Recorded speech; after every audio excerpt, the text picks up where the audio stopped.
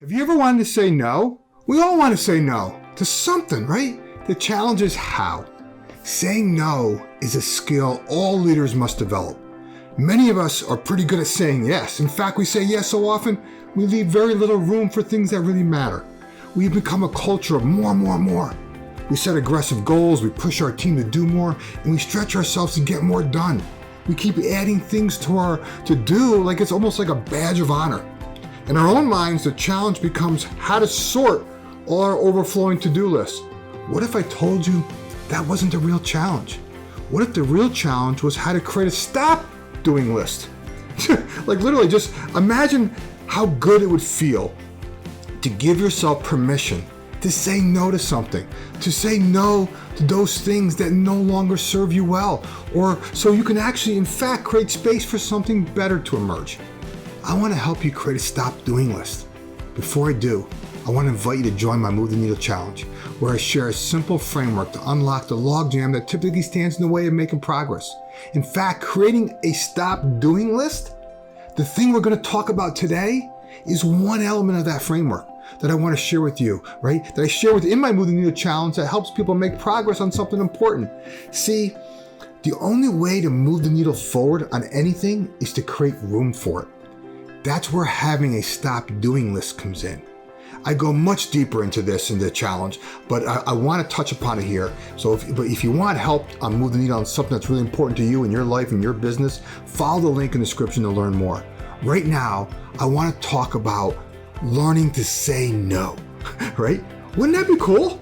Right? Think about that for a second. Wouldn't that be really cool?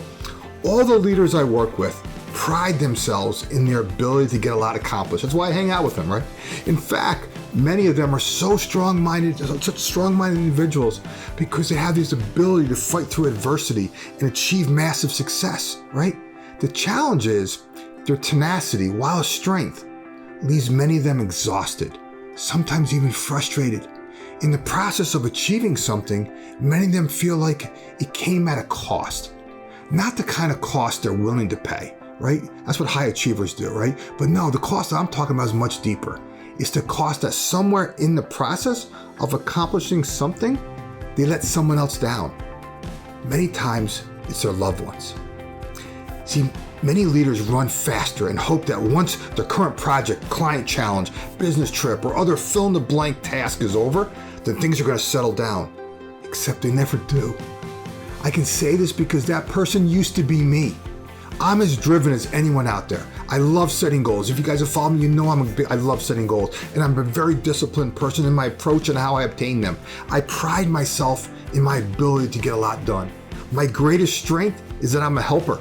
My greatest weakness is that I'm also a helper, right? In my quest to help other people, I often end up overloading my plate of things to do. And I used to hate saying no to anything. I would feel like I was letting someone down if I said no. And then later I realized that the only person I was letting down by not saying no was me. See, I had this false belief that I needed to always be on, right? And if I wasn't always on, I wasn't doing my job or I wasn't providing good service to my clients. And without realizing it, I was becoming a crazed man, right? Every time the phone rang, right, I was compelled to answer it. Every time an email came in, I was tempted to look at it. What if it was like really something important? And I hated this feeling. I finally reached a point where something had to give. The student in me took over and I started to experiment. I made a conscious decision to turn off all email notifications on my phone, right? Not simple, but I did. I also disabled all text alerts while I was driving. Both these things sound trivial, but trust me, that was hard. The first thing I noticed was that, hey, I became a much better driver, right?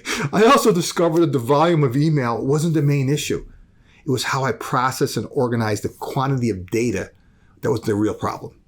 See, this is something I have complete control over. The same is true for all of us in our daily lives. If we're not careful, the fear of letting go of things that clutter our mind can quickly begin to manage us, even control us. This led to a couple other changes. I stopped checking email all day long, right? Instead, I adopted a new rule of checking email 5 times a day. Once in the morning, right before and after lunch, late afternoon, and right before I went to bed. I can't begin to tell you how these simple changes helped me create additional space. It also helped raised my awareness to the many distractions and limiting beliefs that led me to become and stay overwhelmed. Instead of checking email when I first woke up, I used that time to journal and work out. Here's the challenge.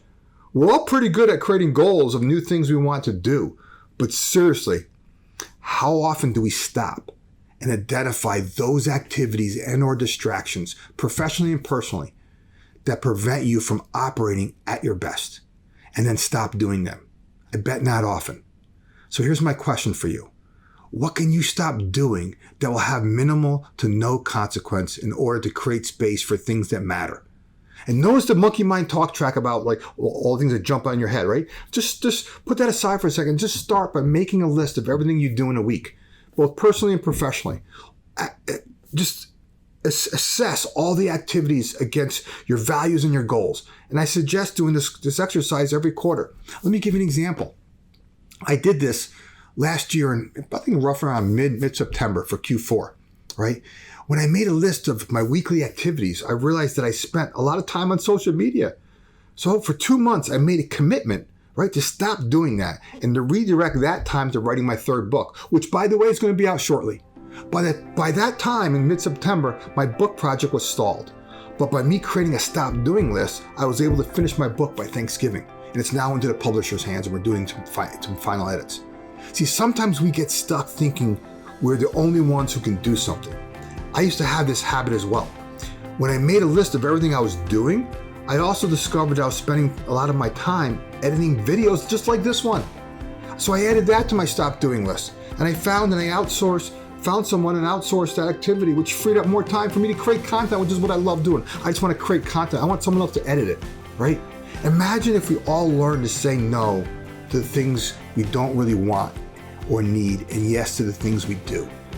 Your success will not come from keeping more things in motion, but from your discipline to release the things that no longer serve you. Creating a list of goals is good. Creating a stop doing list is even better. A stop doing list will enable you to achieve your goals. Give yourself permission to say no to something and observe just how good that feels and how much more you actually accomplish. If you want to learn more techniques like this one, right? Or you want to dive deeper into this, right? I invite you to register for my next Move the Needle challenge, and I'll help you unlock the logjam on other challenges so you can in fact move the needle forward. It doesn't matter where you are, it doesn't matter what you've done, and it doesn't matter what you failed to do. Today, like every day, is a new beginning. You have an opportunity right here, right now, to make a renewed commitment to say no. Just make a renewed commitment to say no to things that no longer serve you, so you can create space to move the needle forward on something that does, right? The link is in the description. Okay, if you like what I shared today, give it a like, right? I mean, if you found a golden nugget, if something like you found was really helpful, give it a like, share a comment related to your business, and of course, subscribe, because each week I'm sharing content that will help you lead yourself, lead your team, and scale your business. We'll talk to you soon.